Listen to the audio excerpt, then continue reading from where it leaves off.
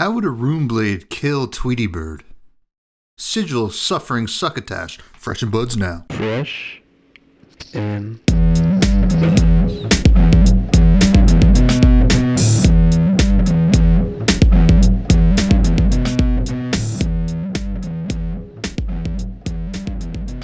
All right, folks, welcome back to yet another episode of Fresh and Buds. I'm your host, Tommy Fresh. You are all my buds. It is episode 237, and I'm so happy to welcome back to the show Mr. Joshua Scott, the lead rule guy. Which you have a more, official title, but in my brain, that's what you are. And I even said when I asked for listener questions, I don't like rules, but I know somebody who does. So I got to bring in Josh. How's it going, my friend? How you been? Good, thanks. Lead rule guy, I'll take it. I think it's a pretty apt description of most of what I do, so I think it's a good title to have. Yeah, it certainly is. I think you carry it well, too. So we got a great episode for you all. We're going to catch up with Josh, of course, do some fresh faves. And then there was a big shift in some pretty relevant rules adjustments that came out a little bit before Compendium of Wraith. Kind of want to get some insight on that. Then we got some listener questions. And then we'll say goodbye on this very snowy day here in New Jersey.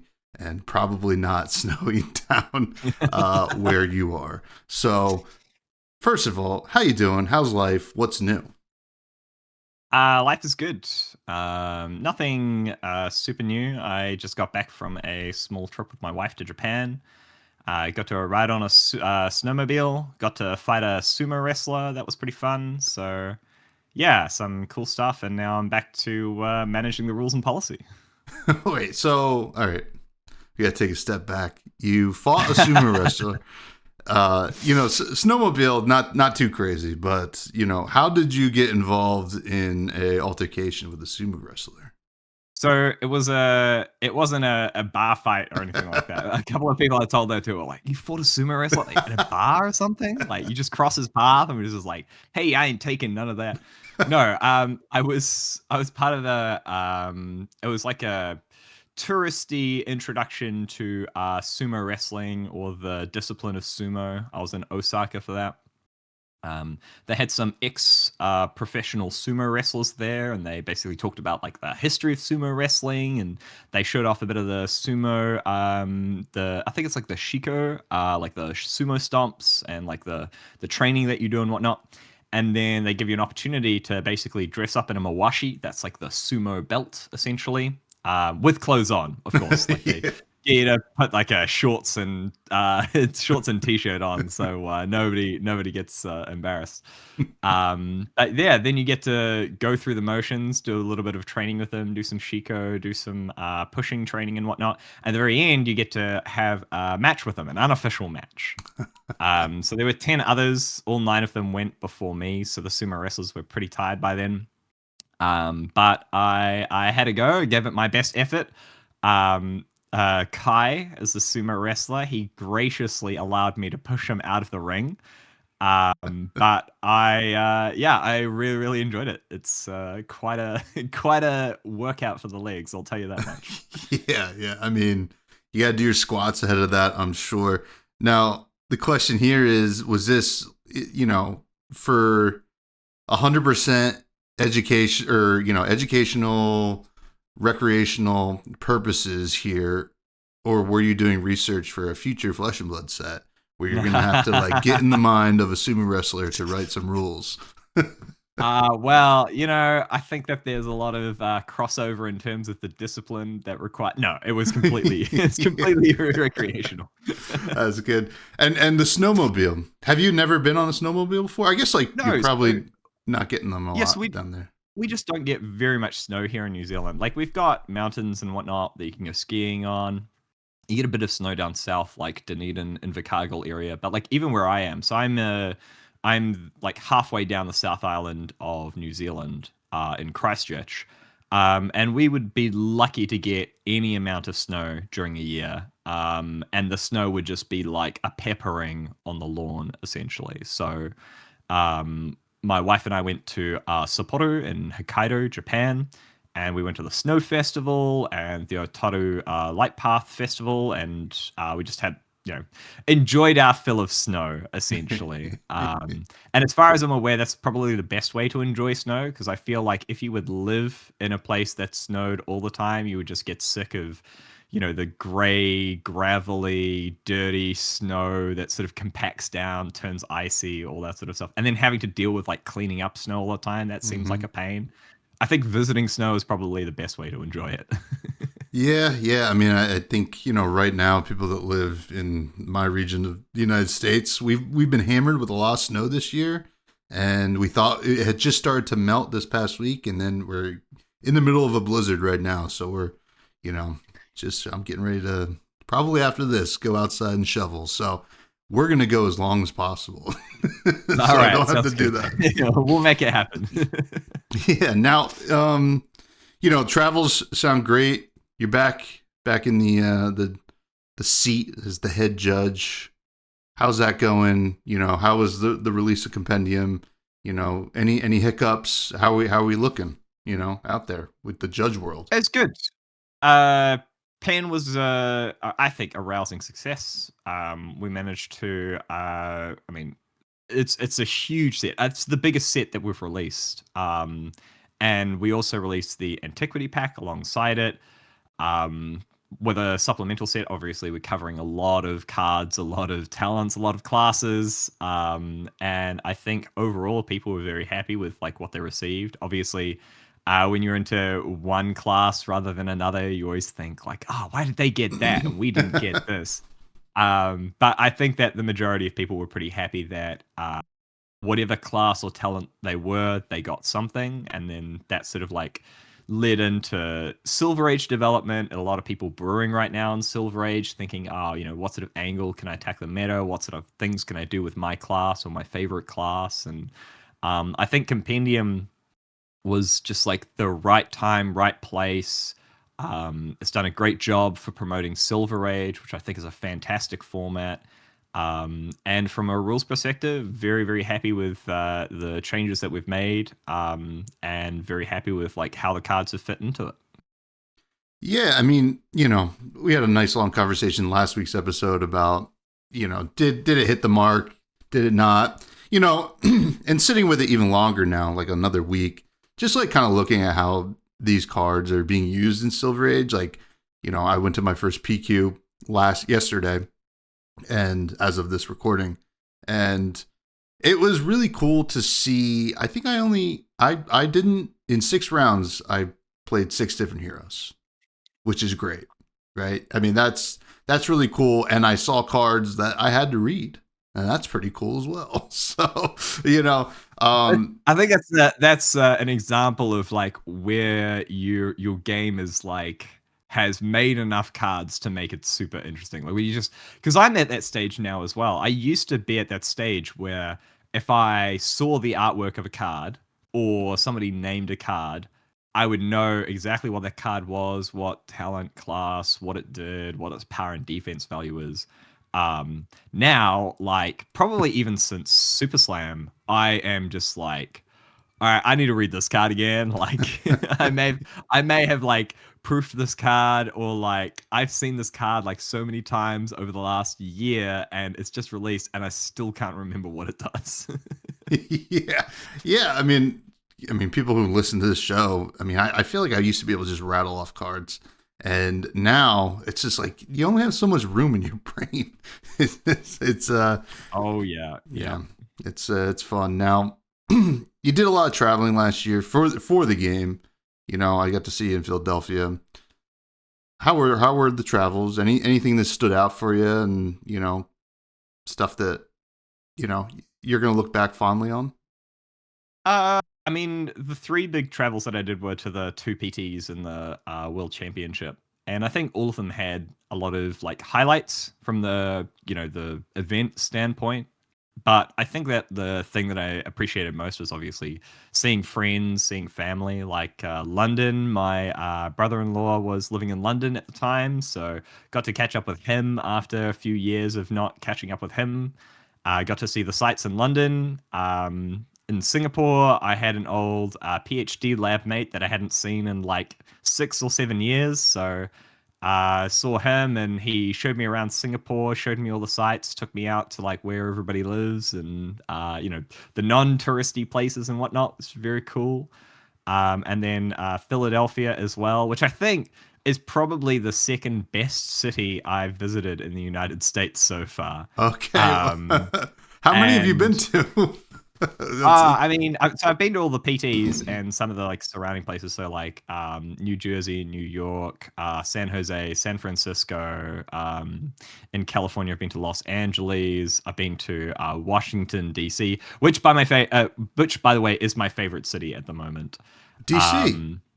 Yeah, DC. Wow, okay. I'm a big fan of museums and history, and I don't know. Like, I think that the monuments and the infrastructure that they have there is pretty cool.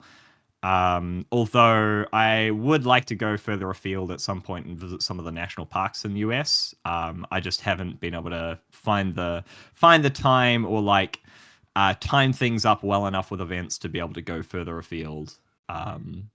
But yeah, like Philadelphia was pretty cool. I stayed around after the World Championship for what was it? The PAX Unplugged.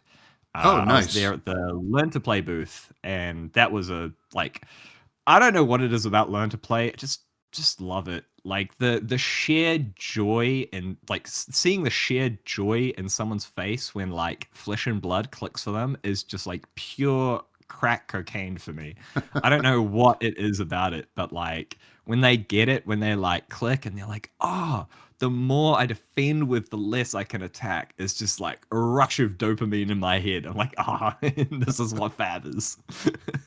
It is awesome. I mean, I will say the coolest thing I saw recently was yesterday. I saw two people buy, they're friends. They were in the LGS. They bought Silver Age decks. And I watched them do something I would have never done. Read the whole insert. And that's awesome. That's great. Yeah, I'm more of a I'll figure it out. And I gotta give a prop to those two people because they were learning, and that's cool. Now that's really cool. Obviously, DC, a lot of museums, a lot of history. Philadelphia, a lot of museums, a lot of history there as well. We got to get a Pro Tour in Boston because that's like the other big city for, a lot of history here in the States. But, I guess we'll get like a little earworm. I mean, I don't know if it's really that good of a city for a Pro Tour, but it's got a huge convention center. But I'll be looking forward to it eventually. Once the premier OP team decide on Boston, then I'll be ready. We just got to put it out there into the world. Now, anything you're looking forward to in 2026? We know we have Pro Tour coming up, and then Pro Tour Vegas in the summer. I'm assuming you're traveling for those as well. Yeah, so definitely Yokohama. So back to Japan, which I will not say no to. Japan is always a fun time to travel to. But I think I'm going to be doing the double header. So going to Shanghai beforehand for the calling there, which will be on my first like proper non-transit time in China. So that'd be cool to go to, and then Yokohama.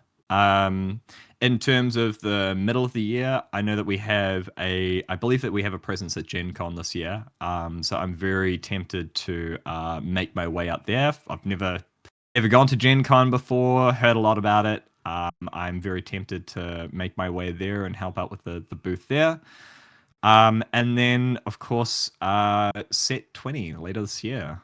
It's something I'm very much looking forward to. Obviously, Compendium of Wraith, fantastic set, a lot of coverage, a lot of cool stuff. Set 19, very cool. Set 20 though, big milestones. 20 sets this year. How crazy is that? Yeah, it is crazy, and I hate that we have to get through set 19 just to get to set 20. Look, I'm not gonna poo-poo set 19. It is a very, very cool set. I think a lot of people are gonna be very excited. But right now we're looking at Compendium. I'm always thinking ahead, Yeah. I know the hype. I was talking to somebody over the weekend about set 20 and just like, what could it be? What could it be? But I won't push. But yeah, it should be exciting. And those sound like some good travel destinations for you. We don't know where Worlds is yet. I mean, you might know, but we don't know, right? I don't actually know exactly where it is yet. Okay. Obviously, like there are hints and clues about like where we're aiming to go. I don't know if anything is entirely locked in yet, but that will definitely come in due time. Yeah, I'm sure sooner rather than later. And that should be really exciting. Now, we do have to get to your fresh faves from Compendium of Wraith. I know you're looking to the future at set 20, but we got to take a step back and look at set 18. And this is the first Compendium of Wraith fresh faves. And you might be thinking out there, folks, well, Tommy, there is no new heroes in this set. But I'm going to change it a little bit and ask Josh, which hero are you think got the coolest / best stuff out of Compendium of Wraith? It's so tough to say because there's so many like cool one-off or like cycle of cards that basically every hero has got. I guess the hero that I'm looking forward to playing the most would probably be uh maybe some like reviled hero like Lyeth or KO or maybe something like I don't know, chaosy. That would be kind of cool. Some cool chaos stuff in there now. I would probably say I'm most excited to play a wizard or a ranger, though. I think those are probably the two classes that I want to revisit in Sage most of all. That's fair. I mean, they got some really cool stuff. The reviled stuff's really cool too. The RKO stuff specifically, I've been like, I keep looking at. Yeah. I'm like, this stuff's pretty cool. It's tempting, right? You look at it and you're like, oh, I really want to try that. I really want to give that a go. I mean, Snarky Prick, alone is such, well, first of all, crazy name, but just an insane card. It really is. And, the talk around town is Fi's the deck to beat, and Fi plays a lot of red, so you can that's a nice block 3 cards and send 5. I like it. Oh, yes. Yeah. Now, what was your favorite weapon from the set? So I think because there's only like 3-4 weapons in Pen, right? I think my favorite is probably Shield Beater. It's cool to see like a one-handed weapon that really puts in the work over Titan's Fist. And it's cool that the like Guardians start to like build out their repertoire of one-handed weapons so that they can really go that sort of sword and board style that you would see in a lot of like fantasy of like the big tank with a big shield and then like his club or mace or sword or whatever it is. And I'm always a big fan of like more options. Like I don't care how crap they are, like more options is more flavor. And then eventually there'll be a time where it's just like, hey, actually, have we considered this card that we've never considered before? And those are the moments that I think make Flesh and Blood really, really shine. Oh yeah. I mean, and it's just as cool. I just like even that it refers to another card on it, right? You're just like, oh, there's this is kind of like, oh, I forced me like or wants me to play something else in this deck. I think it's hilarious as well because when you look at it, it kind of seems like staple on there. It's just like, wait, hold on. What does Visit Ambelheim do again? Yeah. But like, I think there are some really cool like synergies that sort of archetype is like really building up to. And like I mentioned with like the sort of sword and board style, I think that is going to be, can be a lot more heavily lent into now that you have these sorts of options available to you. Yeah, no doubt. Now, what's your favorite equipment from the set? So, my favorite equipment, hands down, is Synapse Spark Cap. Okay. I'm gonna have to look at what that says again. Yeah. Okay. So Cyanide Spark Cap, it's Wait. action, tap, banish an Evo from your hand, create a Ponder token. It's Yes. a base hit equipment with Battle Worn 1. When I first saw it, I was playing, this is like, especially when I was like doing proofing and whatnot, I was like, this is great. We get another base head. Something that's actually usable in Teklo, especially for the style that I, usually play my Teklo, which is like super controls. Like, oh my god, this is actually like something that is somewhat useful. But my favorite thing about it is actually the artwork. Because, and this is something that not many people know, is that so I did a PhD in computer graphics, so very very math heavy for a lot of that. So Sam Yang, our art director, reached out to me and he's like, "Hey, can you like you know a lot of math? Can you just like give me an idea of like what these equations should be essentially?" And it was basically a bunch of gibberish. So I was like, okay, well, tell you what I'll do is I'll write you out a bunch of like aesthetic equations. So we went through and like some of them are like the Schrodinger's equation and like Einstein's equation for relativity, and like one of them is like the lighting equation for like ray tracing when you're doing computer graphics and whatnot.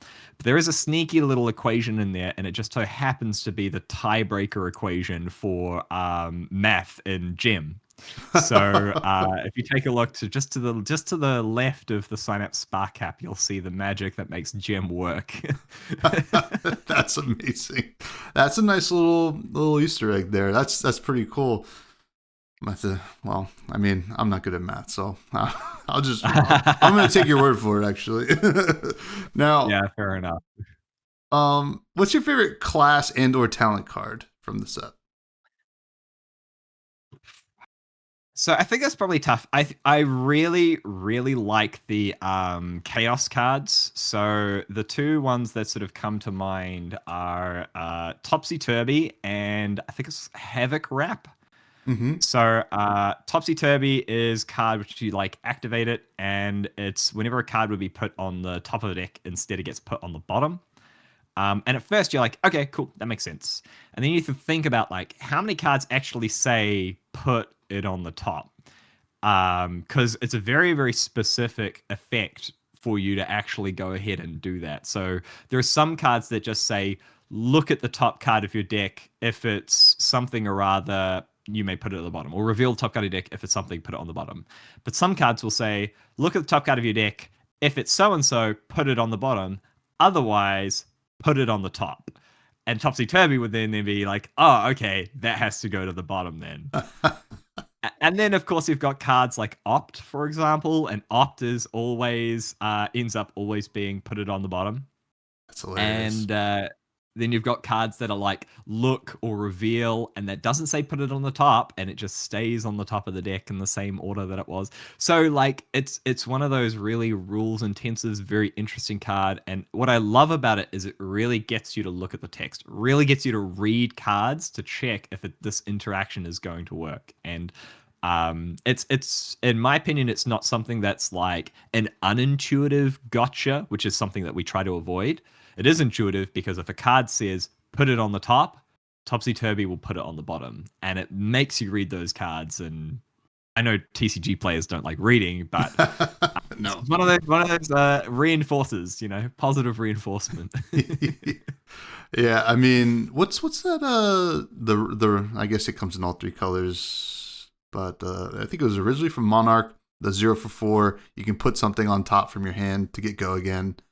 It's this Seek Horizon. Seek Horizon, yes. So yeah. You just could you just activate that and then say, you know what? Actually, I don't want this card. I want to put it on bottom for now. I mean, does that work? Absolutely. Yeah. And it's a really cool interaction as well. So this is so there's a really interesting idea around additional costs and replacement effects. So Seek Horizon requires you to put a card from your hand on the top of your deck in order to play this with Go Again. Mm-hmm. But you think, oh, well, if Topsy Turvy puts it on the bottom, can I play Seek Horizon? Can it get Go Again? Because you're not putting a card on top, so true. are you paying the additional cost? The answer is yes, because with additional costs, you check whether or not you can perform the additional cost without considering replacement effects. You've still got to consider like other effects, like if an effect says you can't put cards on the top of your deck, then you wouldn't be able to play it with the additional cost. But because you say, I can put it on top of my deck, it's just that a replacement effect will come in and replace it with something else when I go ahead to pay that cost. Then you can still play Seek Horizon, card goes to the bottom of a deck, you still get go again. So I think that's a really interesting interaction with Topsy-Turvy as well. Another reason why I like the card. We just had a little judge call right there in the middle of the podcast. Cool. Now, what's your favorite generic card? Bonus points if it blocks for 2. Oh man, I really don't know. There's not that many generic cards. No, in, not a lot. Compendium, is there? I think probably the most useful one is probably the boots. Is it the boots? Which one is it? I've got to get this up now. I can't. I can't all good. find it. Yeah, the boots, unflinching foothold. I couldn't recognize it because they changed the art from development. But yeah, so the instant destroy this, target attack losers can't gain go again, can't gain dominate, and battle worn. Because I think that that's a really critical piece for transitioning into Silver Age. At least from like my local meta, we had a lot of Azalea, a lot of like dominated attacks, and I think a lot of people were quite hesitant about getting into Sage or like devoting any amount of their time from CC into Sage because they're like, oh look, it's Azalea dominated, you get dominated turn 1 from Azalea, the game's basically over. But the fact that you've got this generic foot piece available in Sage now, which is, you know, good tech against Azalea among other decks as well, that gets rid of that dominate and opens up that sort of opens up that space, I think is really cool. It's nice to have those options that sort of removes a lot of those barriers, alleviates the frustrations of players with certain archetypes or certain decks. And I think that's probably why it's my favorite in Compendium. That's fair. And it has its uses in CC too, which is kind of cool. I don't know if it will see play, but I could see a world where you're like, well, I keep losing to, that. I need to play these. So, yeah. But you're like, I can give up the slot, I think. Yeah. You just get so frustrated with Dominate. You're like, oh my God, Dominate is ruining my life. Like, I'm just gonna slide this in every time. I don't care about my legs. Yeah. We're just gonna do it. Now, what's your favorite token from the set? We only got one new one, right? If I'm correct. Well, I guess that's my favorite then. The opt one, the Sigil of I'm already forgetting. Sigil of Fate. Yeah, Sigil of Fate. I believe it's called, yeah. Yeah, Sigil of Fate's cool. I haven't really played much Auxilios, so I don't know how useful it's going to be in that sort of like Sigil archetype deck where you care about things with Sigil in their name, but I imagine it's pretty cool. Yeah, it's all right, I guess. I guess it's going to be my favorite. It's also going to be my least favorite. I don't know. What's your favorite non-competitive, like overall token? Because this is a newer question. Overall token? Yeah. This is a newer question, so I didn't ask you this the first time. Oh my God. And just to be clear, we're talking about token type, not token rarity, right? Because we don't have token rarity anymore. We've got basic rarity. Yeah. Gosh, what's my favorite token overall? Do you know, some people are probably going to be mad about this, but I think my favorite token is Frostbite. I think that it's a very cool kind of effect, in moderation, of course. The fact that you have this thing which you can it's limited in terms of its time scope because it gets cleared after your turn, obviously. You taxing by only 1 point, but that can be enough to throw a lot of decks off and disrupt their turn without having to take away other huge resources, like just taking away a whole card, for example. which I know can be like a very disruptive to a lot of decks. It's just like just enough to be annoying and just enough that you can like you've really got to think to play around in certain circumstances. And I really like the interaction that it has with Frost Hex as well, the Ice Affliction, which basically does the arcane damage at the end of the turn. I think that that's really cool synergy and interaction that you can have with your opponent. So I like Frostbite in that sense, where it like provides those different ways to play the game, to think about the game, to play in different ways, and it really emphasizes the interaction that you have with your opponent, which is like quintessential in Flesh and Blood, which is based on what they're doing or what they've done.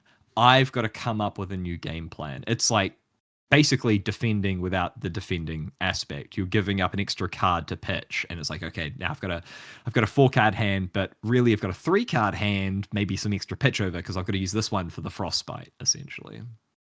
Yeah, and you have to think about the potential of a Frostbite showing up, especially, in certain decks like Icelander, right? Where that Frostbite can come like at an inopportune time, so you have to think ahead, right? Like not even when you're just defending. So it's pretty cool. It's a good answer. I know people don't like Frostbites, but like I like where we're at with Frostbites. I think Jarl is a good example. Like I appreciate that. Like I can plan around 100%. it. Yeah. Yeah, and I don't think that it like. I mean, here's the thing. I'm not a designer. I'm not a developer. I don't balance the game. If cards work, they work. I'm happy. But I do think that the way that Jarl has operated, where it's like, okay, the Frostbite creation is limited to exposed zones, so zones, equipment zones that don't have any cards in them. I think that's a very cool way of like putting an upper limit on the number of Frostbites. And you can still have Frostbite cards here and there, like Stalagmite, Bastion of Eisenloft, like the ones that just give you a Frostbite anyway. But the fact that, like I said, it's everything in moderation. Frostbites in moderation are a pretty cool way to sort of engage with Fab. Yeah. And I agree the same with Rune Chance too, yeah, okay. No, I would heartily disagree with that. I think that we should have a billion Rune Chance. Is that what you're saying? Yes. I think that stacking Rune Chance should be made a viable strategy in CC. And that's not just because I have, 70 or 80 Crucible of War Rainbow Foil Rune Chance on the shelf over there, ready to go for the next rune blade that allows me to do that. But I think it's just very funny, very cool, and very memorable moment to basically create piles of 10 cards at a time and then swing with a weapon at the very end and move your piles forward and say, swing for 2 and 60 rune shots. Hey, I think you could do it in Vincent. Just block 3 cards every turn, put something without Blood Dead in so you're not dying. And, it'll take a while. You're away with the races, yeah. Yeah. All right, that's now I know where you stand. Are we ending this interview now? Yeah. I gotta go. I gotta go shovel some that's snow, all, folks. Now, there's no real class talent kind of question I can ask with this set, I guess, but I don't remember what you answered the last time you were on. But has there been any updates to what you think the greatest set of all time is? So my original answer was Bright Lights, I think. What I think was the greatest set of all time. And not for the reasons that people think it was. I think it was like a very transformative set in terms of the design principles from LSS, in terms of like, what can we do with a set, essentially? Like, how far can we push this?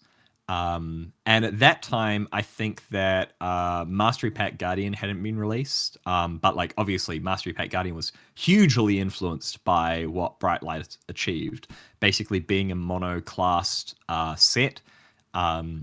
The invention of, or the development, the very beginnings of Crack Shuffle Play, which I maintain is still a very, very fun, very cool format, especially for newer players. And then that went on, obviously, to inspire Smash Palace, which is also a great bunch of fun. I think the set introduced a whole bunch of cool mechanologist stuff, the invention of evos, bringing out dash with item play, being able to look at the top card of your deck. I know there are still die-hard Teklo, die-hard Max fans out there. Obviously, we got some cool Teklo stuff. In Compendium, I certainly wouldn't have minded more scrapping mechanics. I'm a big fan of like that sort of like looping of defending, goes to the graveyard, scrap, get it into your banish zone, play it from banish. But the fact that like we have a lot more tools now with things like boosting is very cool for Teklo. So I would say, I'd say tentatively greatest set of all time. Yes, still my greatest set of all time, my favorite set of all time. But knowing what's coming down the pipeline, ask me again in a year. You know.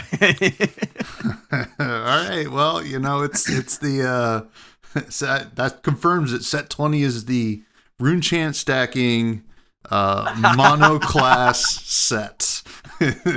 It's going to be three different rune blades. 2.0. Whenever you play a non-attack action, create 3 rune chants. Yeah, it's going to be 3 rune blades, no weapons again, and just creating rune chants, and see who can do the most in a limited game, and then have fun. If we add a moderation of frostbite in there too, that'd be great. So create 3 rune chants, 1 frostbite. And then each character gets the tiara, so that you can play the game of maybe I'll pop the tiara, give it all spell void. Yeah. Oh man, I love it. Yeah, so I'm sure you would. All right, now let's get into the nitty gritty. Not really too nitty or gritty, but there was a big rule change, right? Ahead of Compendium of Wraith came out, and as a Riptide player, I rejoiced. I know the Victor players out there, they rejoice as well. The way we interact with allies in this game, changed, and I think in a good way. Can you tell us kind of the thought process here? How involved you were? Did they come to you and say, hey, how can we make this work? Should we make this work? Etc. So, it's been a long time in the making. So a lot of what I do, especially when I go to events and whatnot, is I try to keep my ear to the ground regarding like where the pain points are, where the frustrations are with players, where like the learning frustrations are with players as well. I think that's where it originally stemmed from, is a lot of judge calls all the way back from Uprising, where we had interactions regarding what is a defending hero, attacking hero when you're attacking with dragon allies. So we identified that quite early on, but we made the decision at that point in time that when you attack with an ally, you're not the attacking hero. And if your ally is being attacked, you're not the defending hero. And that was made in consideration of just like the balance at the time and where we thought we wanted to go with the design space in future. But over the years, we've still like kept tabs on how much frustration that caused, the limited amount of interactions that happen with certain cards, certain wording. And so last year we started the process of being like, hey, can we actually consider changing this? Like, what would be the appropriate time to change this? Is like, what is this going to affect and whatnot? So my team talked with the developers, and we basically looked at like, is this going to cause a frustration in the design space or the development space? Are we sort of clear to investigate this, and how far-reaching the impacts were? And they gave us the all clear. We started investigating the interactions with all of the cards. Basically, any card that mentioned defending hero, attacking hero, anything that with allies. We looked at all the options. We laid it all out for them. Basically, said, here's what's going to change if we make this change. We also looked at like the comprehensive rules and said, okay, what do we need to change? Is this something that we can change quite easily? Is this going to take a bit of time? Do we need to reword sections? And then eventually we sort of like all culminated back together, and we reached the conclusion that, yes, this is going to be a net positive for the community, like not only from a learning perspective, like where you're getting into the game and you're trying to learn the rules and trying to understand things, but also from a gameplay perspective and a development perspective, opens up a lot of the design space. And we also found that it didn't unbalance the game, which is a really big aspect of these sorts of rules changes, is how much balancing goes into these specific interactions. And so we were all clear, and we decided that Compendium would be the right place to do it. A lot of people getting into the game with Silver Age, a lot of ally-based classes being available, obviously Dromai being available in Sage now too. So the fact that we were able to launch it with Compendium was fantastic, and I think that has been very well received by the general community as well. Yeah, I mean, it was very exciting because I personally I don't mind ally based classes, but sometimes the rulings would just be very, frustrating in the middle of a game, right? Especially if it's like a higher, like it's not exactly casual, right? Like you're more of a competitive REL situation, and a ruling goes against you, and yeah, maybe you knew it deep back in your mind, but you just don't. It just wasn't intuitive, right? I think there was like a lot there with that, and I think it makes sense. Now, like, I'm assuming because you've been working on this, you said you keep the ear to the ground, that like that was what you were hearing out there, is like that, hey, this kind of feels bad when you're playing. Is that right, or were you just kind of like paying attention to just random murmurings? So when I go to events, and I also talk a lot with judges online, and we try to keep very close contact with our judge community. So I like to talk about judge calls when I'm at events. So I'll go up to judges, ask them if they've got any interesting calls, or if a judge just came off a call, I'll ask them what it's about, what their ruling was. And I keep tabs on a lot of what goes down at events as well, even when I'm not there. And defending hero, attacking hero came up all the time. Lots of calls, lots of frustrations. And it's also like being communicated to me from players directly as well. I talk a lot to players and talk about like how they're feeling about the game and how things are going. And occasionally a player will come up to me and be like, man, this doesn't gel with me. Like, why aren't I the attacking hero? Why aren't I the defending hero? And to be fair, the previous ruling, or the previous way that we ruled it, made sense in some aspect. If an ally is attacking, you're not the one attacking. Yeah. But the way that we're sort of going with Fab, and the way that Fab was originally designed, is it's meant to be a hero-centric TCG. So you're basing everything around the hero. And we decided that with this change, it really started to rein in a lot of the design space into being that sort of hero-centric philosophy. So no matter what you're attacking with, whether it's a weapon or an ally, you, as the player, you are the attacking hero. Your side is the attacking hero. And then if you're being attacked, if something you control is being attacked, whether it's your hero, your ally, etc., you are the defending hero. You're on the defending hero side of things. So therefore, you're the defending hero. And with the design space moving forward, there are also some syntactical changes, non-functional syntactical changes, that also align with that philosophy of like who is doing the attacking, who is doing the defending, and basing it around you being your hero rather than it being you have a bunch of allies and they're attacking, essentially. Yeah, it is interesting because like I agree, it did make sense before. It makes more sense, I think, from a gameplay standpoint. Before, it made sense from like the top-down perspective, right?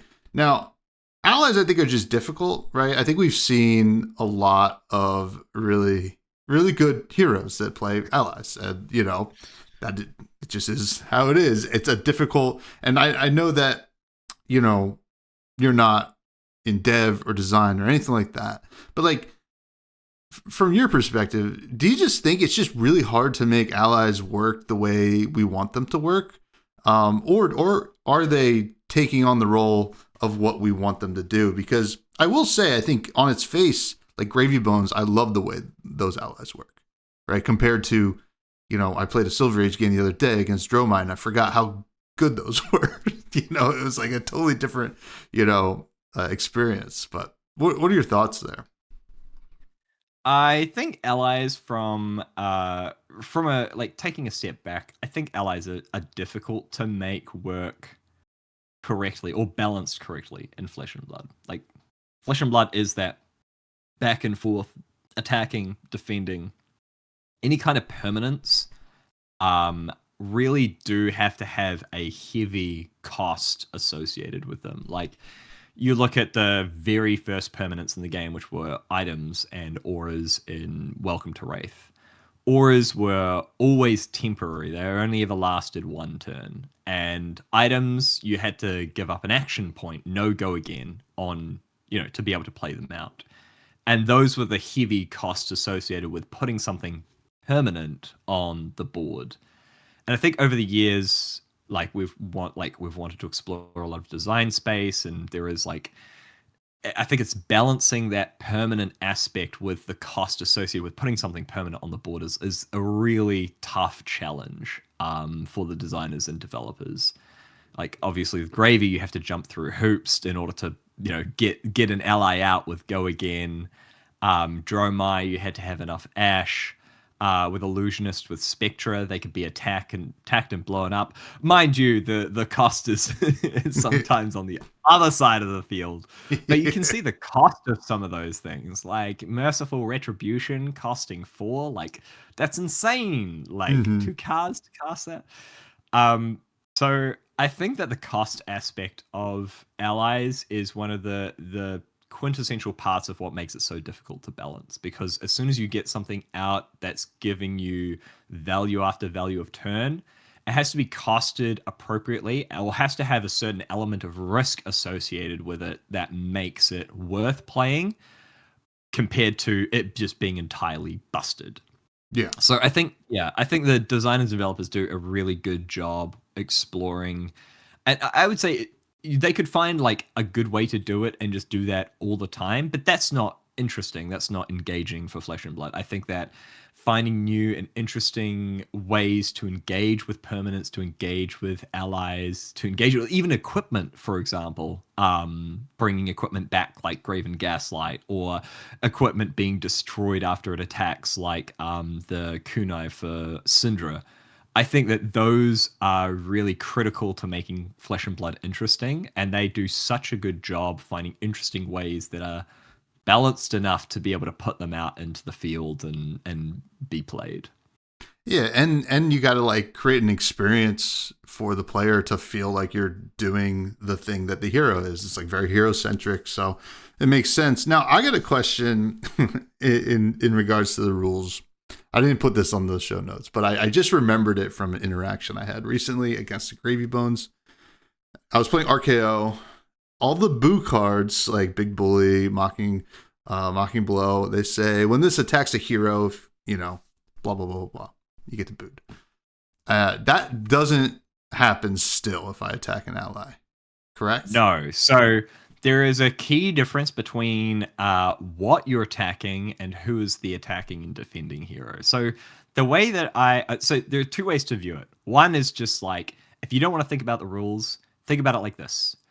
The only thing that's changed is something that says attacking hero or defending hero on it. Those are the only cards that have changed. So if you don't want an explanation, you just say, okay, if it says attacking hero, defending hero, that has changed. Otherwise, it hasn't.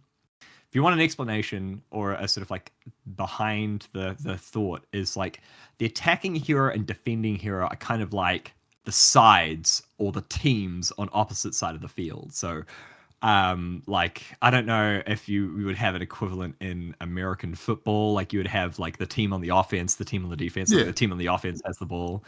But like if a certain person tackles a certain person, they're not attacking the whole team. They're attacking that player. Okay. But they are attacking the team per se. Or like that is still the defending team, and this is still the attacking team. So like if you're attacking with if you're like RKO and you're like, I'm gonna attack this ally. Well, you're attacking an ally, but it is on the side of the defending hero, because they're the ones that control it. So whenever you say the defending hero, you're talking about the team, you're talking about the person who controls the team, you're talking about that guy over there. Okay. All right. So I'm not attacking allies with my boo cards in RKO anymore. I wasn't doing I'm it sorry. anyway. I'm sorry. So, just if you want to take some notes, Josh, that one feels bad too. No, I'm kidding with you. Now, you said this was kind of like a year in the making, kind of getting to this point. Like, you started working on this kind of rules reprise about a year ago. And, was that the full scale of this like project for you? And how much of that like work do you have to do? Because you mentioned you have to communicate with the dev team and make sure that doesn't, mess up anything there. I'm assuming there's probably some other kind of communication with some other teams you'd have to do in terms of making sure this is put out there and people know about it. How much of your time do you think was committed to, like, I'm assuming this is like a project, right? Yeah. So a lot of these changes, a lot of these updates and whatnot are basically small projects within our team. They don't consume a lot of our week to week time, but it depends on the urgency of it. It depends on the scale of it as well. This one was like quite large in scale, and it depends on the timing as well. So for something of this scale, where it had a lot of interactions that it affected, and needed dev input for balance reasons, it couldn't just be made executively. The decision couldn't be made executively. We needed to time it with when the devs were testing certain decks or testing certain cards.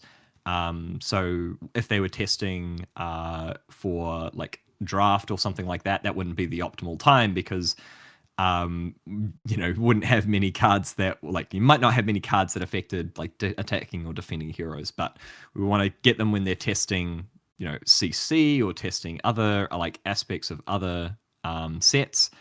And we want to do this as part of a major rules update for a set as well. So we could have pushed it earlier for Super Slam, but we decided to hold off until Compendium of Wraith because we felt that it better aligned with new players coming into the game to learn the rules, as well as it not necessarily affecting things like draft and all those sorts of things for a major set as well.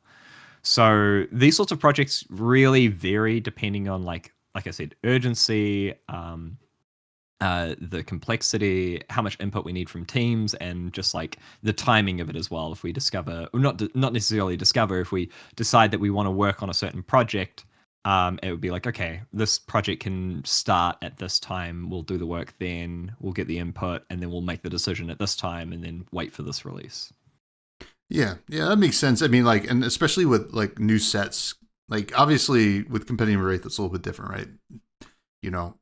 This is more of a Silver Age thing, right? Where we kind of get this new format that's kind of fleshed out. But like in other sets, right? Like ahead of, how whatever in set 20 is going to work. Like, this new mechanic that creates a billion rune chance. Like it's like obviously there would be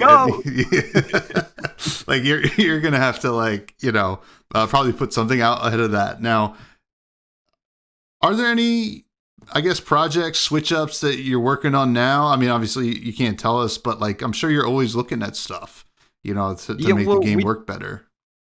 The key aspect is definitely to improve the rules for the game. Like the objective of these rules changes isn't to, it's not really to balance the game. Like we would very rarely entertain the idea of changing the rules just to balance an interaction or balance a card or something like that. No, we would look at the rules and be like, okay, what sort of design space do we want to explore? What sort of interactions do we want to happen in the future? Or like what we did with this one is like, okay, what is unintuitive? What can we do to improve the player experience or make things easier for players to actually operate within the game? And like there are a few projects that we're looking at the moment in terms of like, where are the pain points? What are we looking at? One of the ones that I'm looking at the moment is for replacement effects and also for staging in continuous effects. Replacement effects is quite difficult at the moment because, they're not super difficult at the moment, but they're becoming more and more complex as we start to want to do more and more things like topsy-turvy, for example, where we've got to consider what is an event versus an effect, how these effects apply to events to change them, what the outcomes of those events, how outcome replacement effects replace those, and just like there's so much that goes into making these cards and interactions work the way they work. We can often accumulate a lot of what we would call in the industry, in the programming industry, tech debt. And it's the same thing in Fab and same thing in basically any TCG. The more cool stuff and new stuff you want to do, the more kind of like jank you kind of have to do with the rules. And unless you revisit those and refine those, you will build up a substantial amount of tech debt. So replacement effects is one thing that we're looking at, and layering and or not layering. Layering is the MTG term, but we call it staging in Fab. But basically, how continuous effects operate and how they interact is something else that we're looking at addressing and saying, okay, this is quite complicated. It's getting more complicated the more effects that we're putting into the game. Things like Thrive really push the boundaries of what you can do. And how do we make it more intuitive? How do we make it so that the players can understand these and process these? And even for the judges too, like how do we explain these things to judges so that they can explain it to players very concisely so that the players are happy with the rulings that they get at the table? Yeah, it makes sense to me, and it just sounds also to me like you guys aren't dev or design, but like you're almost like the engineers, right? Like you're making the engine work the best it's gonna work, right? Like you let everybody else make the car look cool and like do the flashy stuff. You guys are making sure that it starts, which makes sense. Now, I got one more question for you before we get to some listener questions. With Silver Age coming out, obviously we've had young hero formats, since the beginning of this game, etc. Were there any kind of challenges with Silver Age from a rules perspective?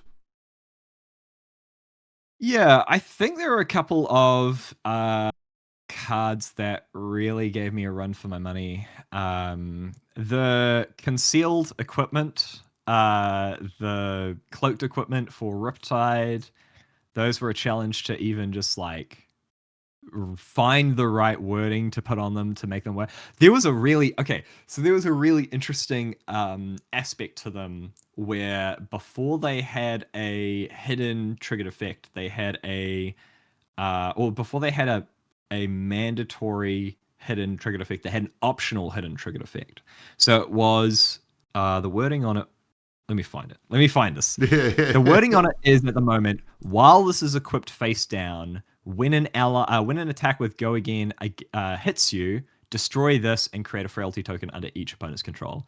That used to be, you may destroy this if you do create a frailty token under each opponent's control.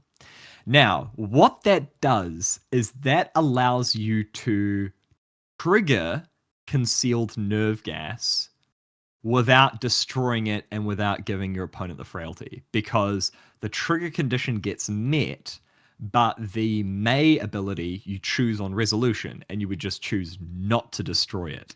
So when this card came to me, we realized that what you could do is you could trigger concealed nerve gas every time an attack with Go Again hit you to trigger Riptide, deal 1 damage, but you never destroyed concealed nerve gas at all.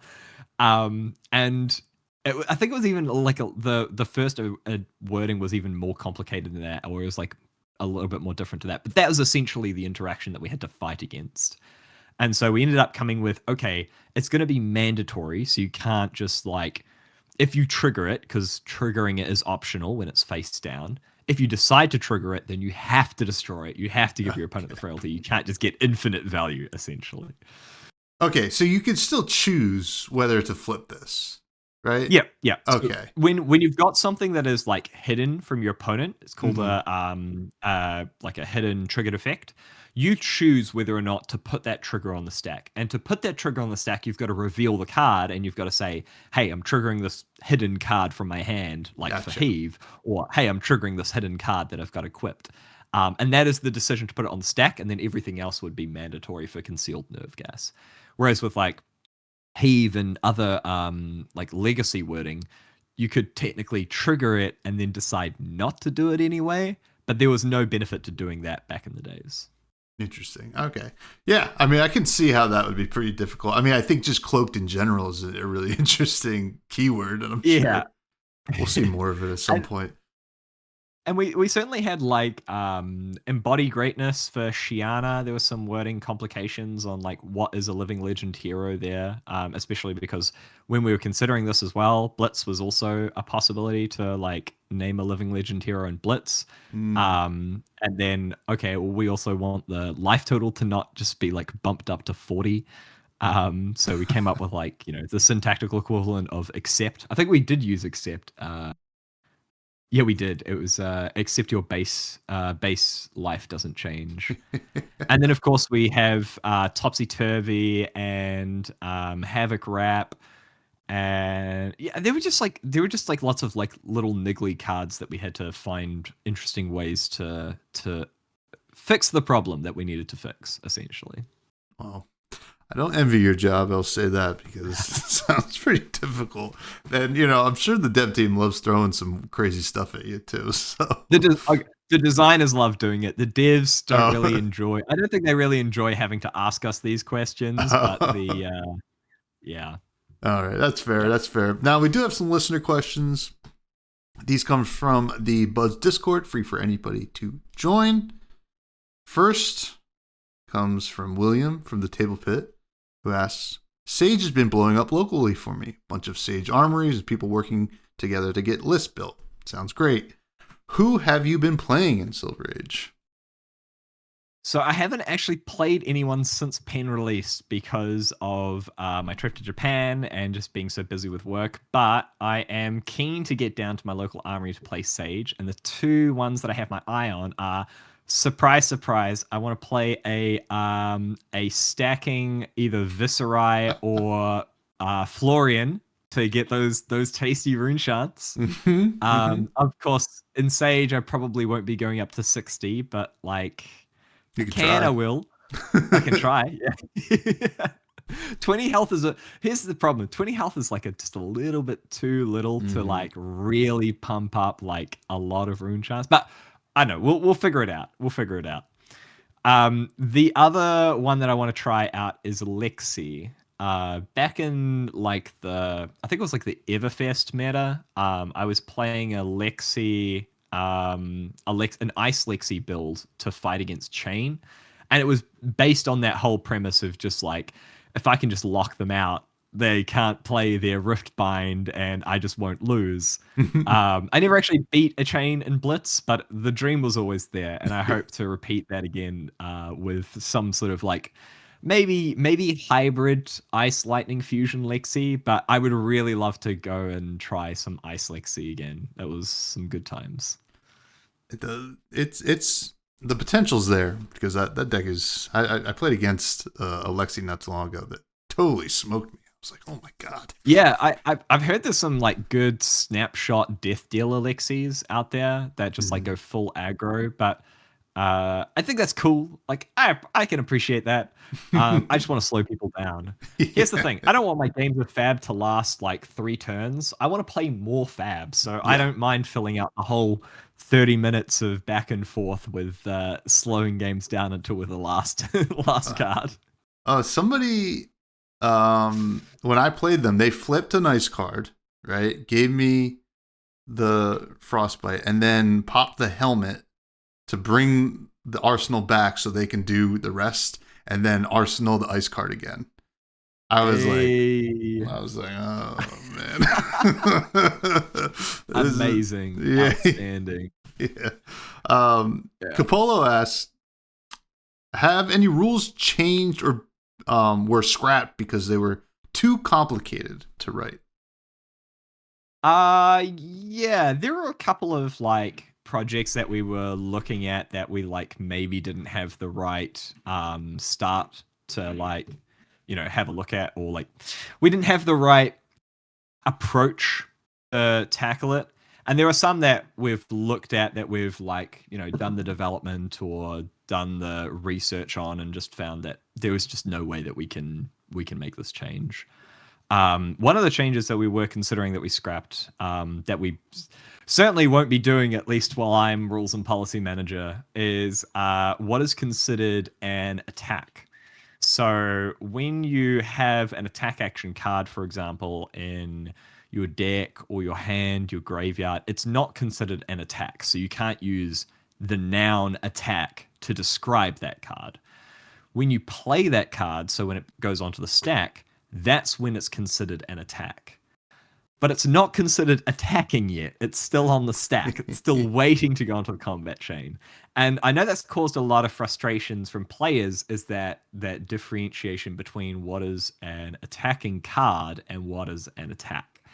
But unfortunately, it's not something that we can really align because of another sort of interaction pulling the other direction. And that is, we use things like your next attack gets +3 to be equivalent to effects like the next attack action card you play gets +3, or the next weapon attack you activate gets +3.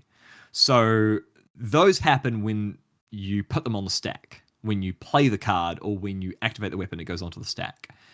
So in order to align all of those effects to apply at the same time and to have the same interactions and to have the same sort of be in the same window, an attack, a thing needs to be considered an attack when it's on the stack.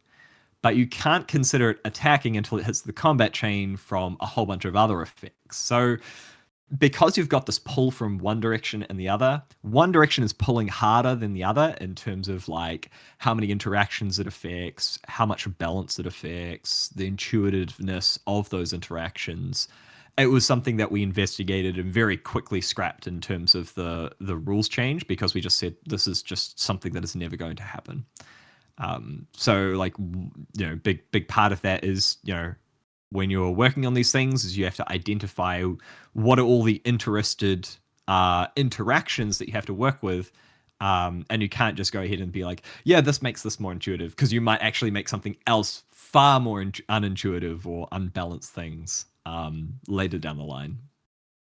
That's fair to me, because I wouldn't even want to have to begin to try to figure that out, because I think I knew what you were saying. I think I knew that it was an attack on the stack and then attacking on the chain. But I think anytime I've ever had that had to be clarified to me, a judge had to be called. And as soon as the question comes up, I just say, we got to call a judge, because yeah. And I think even without calling a judge, I think the majority of players understand and get it when you just look at the cards. So this question, this question stems all the way back from Welcome to Wraith. Blood Rush Bellow has your brute attacks get +2, and the question is, does that apply at the same time as your next brute attack action card you play gets +3 or whatever? It's do those happen at the same time? And the answer that we decided way back then was yes. And that has influenced a lot of design going forward. And now we're so firmly rooted in that from a design, from an interaction, from an intuition perspective, that we can't really just go back and change that. So yeah, I think that it works for now. I think that the players are happy enough with how it works for now, and the judges understand how it works, and there wouldn't be a net benefit to doing all of this changes just to end up in a worse situation. It's fair to me. It's fair to me, because that would be a lot of upheaval, I feel like. And yeah. I think that there might be one or two players that would be yeah, my interaction on my card works now. But we're looking at the bigger picture. yeah. What's good for the goose is good for the gander.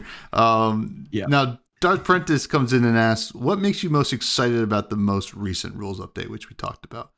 Was there any aspect that you dreaded modifying because of the implications and the butterfly effect it would have on the CR? So what makes me most excited about it is just how positive the players responded to it. it's great to see that the work that we're doing in the back end, the sort of nitty gritty rules, update, interaction stuff, makes a positive impact on the player base. Like that's always like the most fulfilling thing about this job.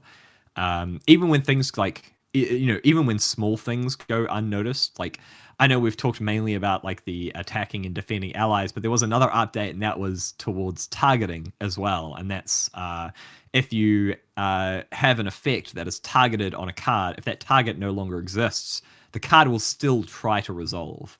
And a big part of that influence was go again. And I've seen a lot of judge calls, a lot of interactions with somebody plays like, back with Part the Misfail, they try to transcend two cards and one of them is targeted and that target disappears and it doesn't end up transcending the card anymore and they lose a card and they're like, this sucks. Like I've just lost a card because they've gotten rid of the card that I was targeting.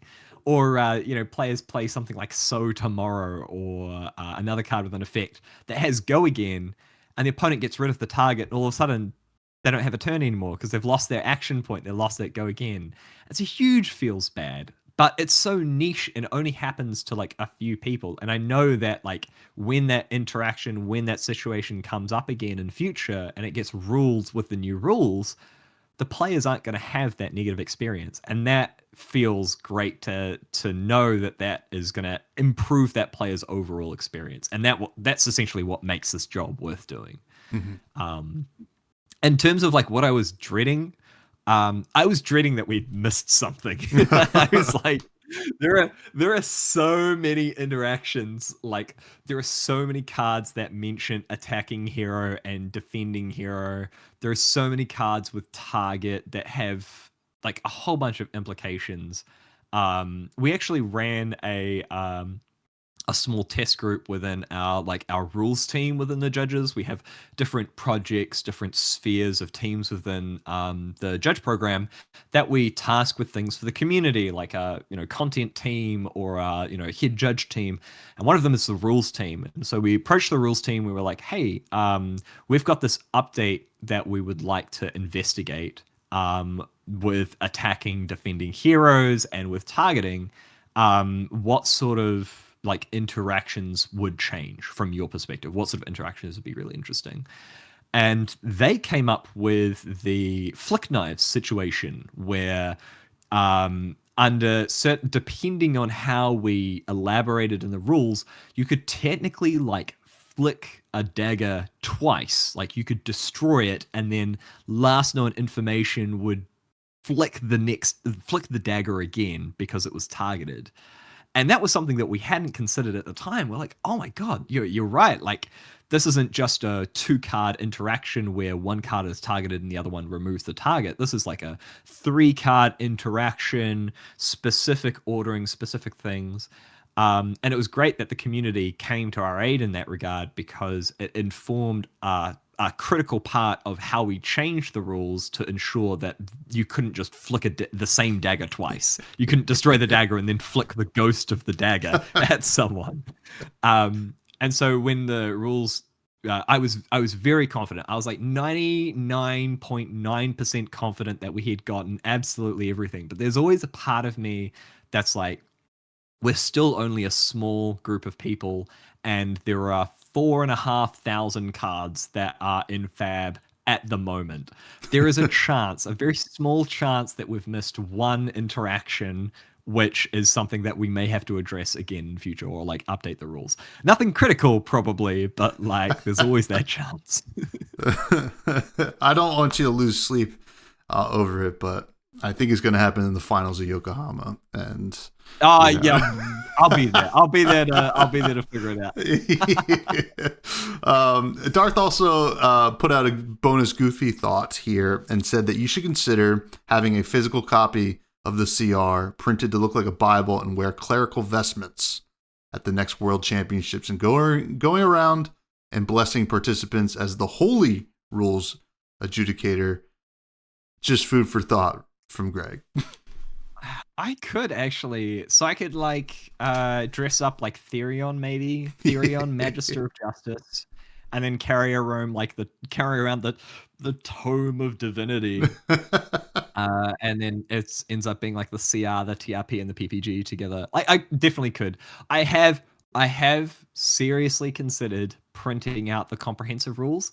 The problem is that I'm a perfectionist, so I always think there are more changes I need to make to the CR. Like I've missed out like making this small change, or we need to update this and whatnot. So if I printed it out, it would be like my great shame because it would need updates, and I don't want to update something that I've printed out. Like, That's fair.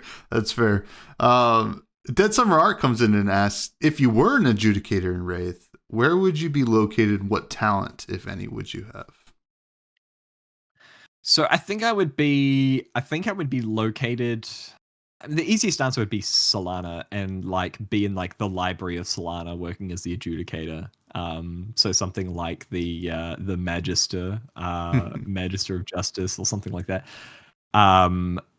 But or the Librarian, Magister of Knowledge.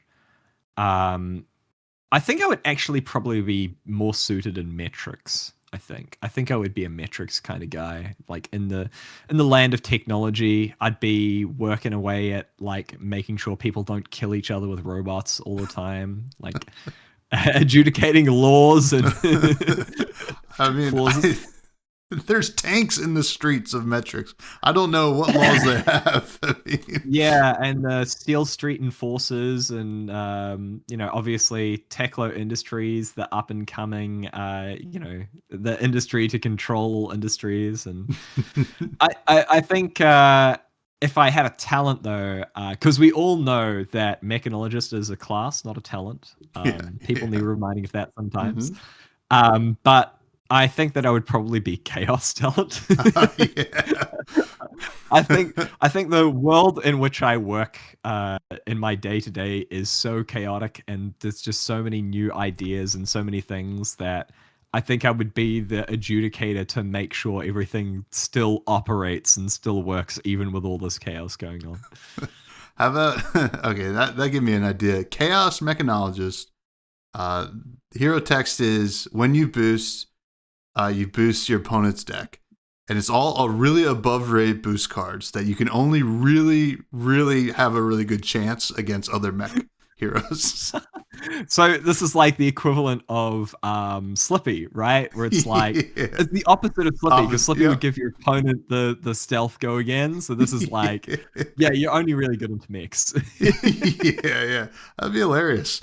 All right, and then one final question. From Crixus, who asks, any advice for those of us who are good at the rules and bad at the game?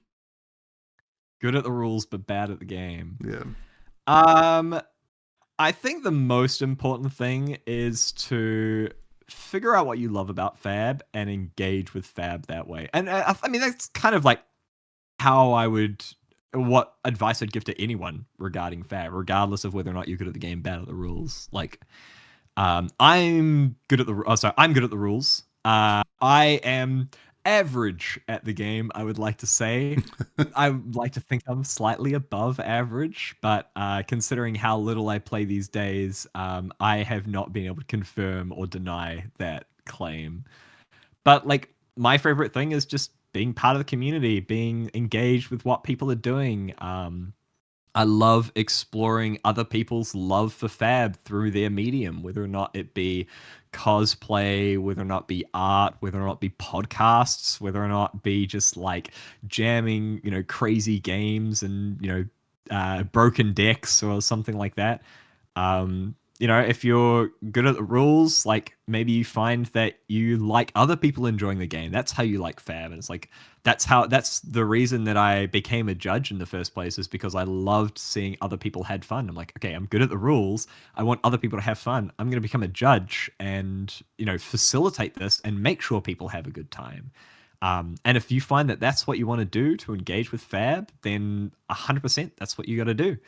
But as for any kind of like, strategy for people who like rules but are bad at the game, I have none.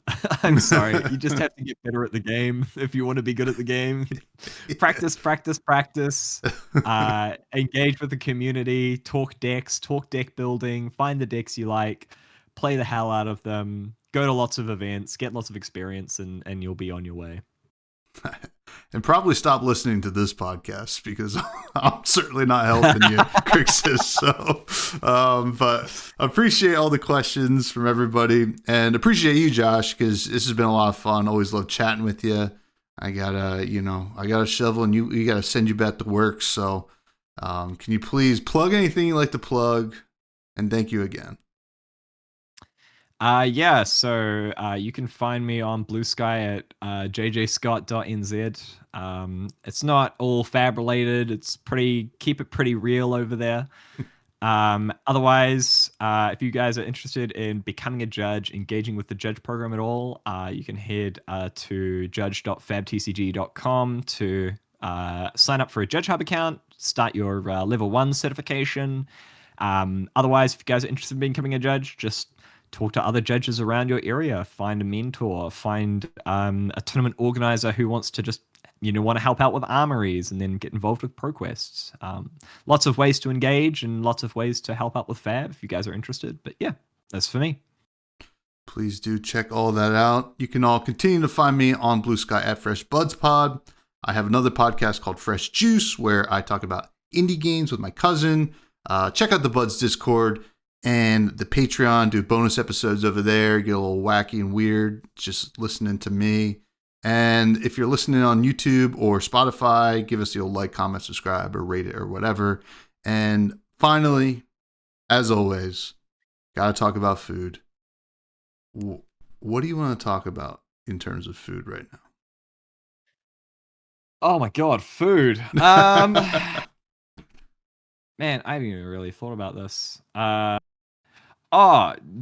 I had some amazing. So my wife makes these amazing halloumi vegetable skewers. Ooh. They're just absolutely delightful. So it's like a zesty lemony garlic sauce. And then like chunks of halloumi, courgette, or zucchini, I think you call it in the US.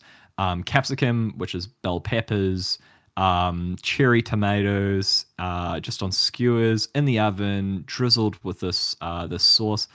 Absolutely delectable. Probably my favorite food at the moment. I keep asking her to make it for dinner, but we can't eat it all the time, unfortunately. Yeah, that sounds pretty good. But it's making me hungry. But it's also making me think I don't have time for Charmer this week, but I'm sure we'll get to him at some point. Thank you, Josh. Thank you, everybody. Stay fresh.